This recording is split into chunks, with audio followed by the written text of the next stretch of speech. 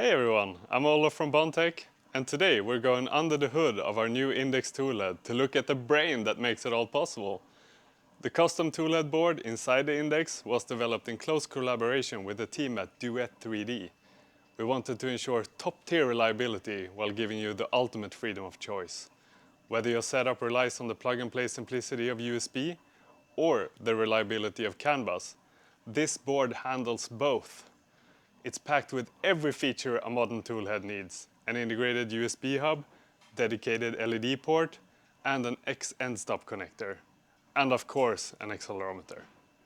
But where this board really sets itself apart is in its sensing capabilities. We've integrated a highly precise load cell for perfect first layers, every time. And to take things even further, we've included full support and a connector for an SZP coil. This unlocks lightning-fast bed scanning right at the nozzle. By combining Duet 3D's architecture with our advanced sensing, we've created a board that's as smart as it is powerful. Stay tuned for our next video in this series, where we dive deep into all things Index.